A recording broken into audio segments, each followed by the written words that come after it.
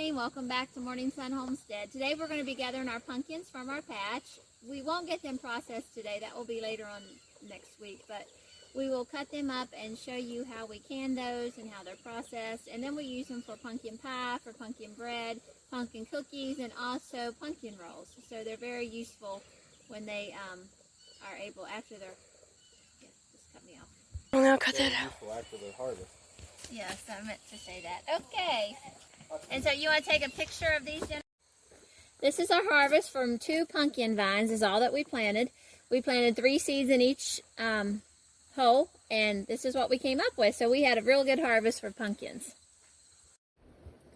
We're getting ready to cut our pumpkins up. The first thing they have to be is washed, and then we're going to cut. You need a good sharp knife. And we're also going to keep all the seeds. We harvest the seeds out of them. We keep some to plant next year, and then the rest we will bake.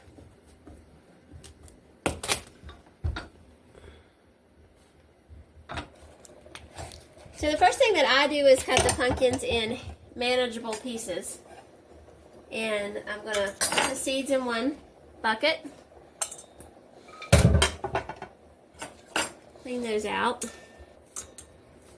Clean our seeds out.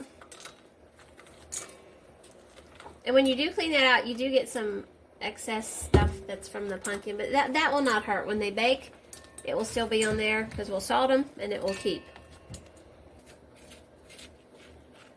Cut it out. Then we'll peel it.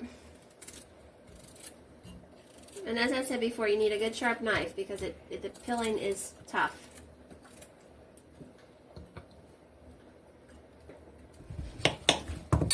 And we want to cut it in smaller pieces. This will have to be cooked so that it's mushy.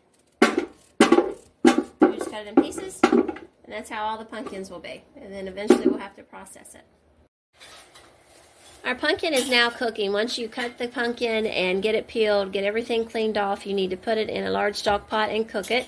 I have filled this about halfway with water, so it's right here somewhere. You don't want to fill the pot completely up because the pumpkin itself is juicy. So we want to be careful that we don't get too much water because we have to drain that when we end up making whatever goodie we're going to be making. The pumpkin has cooked down. You wouldn't have to even cook the pumpkin. I do it so I save jar space because if you put the hard pumpkin in there, you're not going to get a whole lot in each quart. And so we put the water and everything in. Sometimes we have to salt down. Sometimes I get it too full and I have to pour it out. We still want to use the head space like always. And we will we dish all our pumpkin out. We have it in the jars that were previously sterilized. We have heated up lid, so you just put that on and then you put the ring, tighten it. We have this canner out in the bottom anytime you can, water bath or canning. You need to have a air pocket divider in here, so we'll put that in there. That keeps your jars up. This canner holds 7.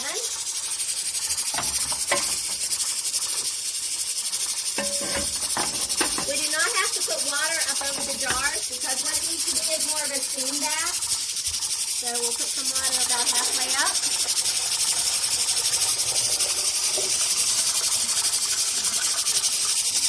It's not like a hot water bath where they have to be covered. It only has to be enough to give them good steam. But this is a 90-minute process, so I want to make sure that we don't run out of water.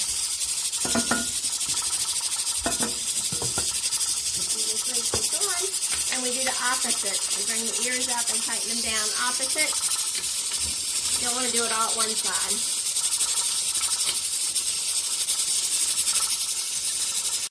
This is our finished product of the pumpkin. We'll use it for pumpkin pies, pumpkin rolls, pumpkin bread, pumpkin cookies. Thank you for watching our video. We hope that you learned something. We are trying to get our channel to grow, so if you could subscribe, we would be very much appreciative.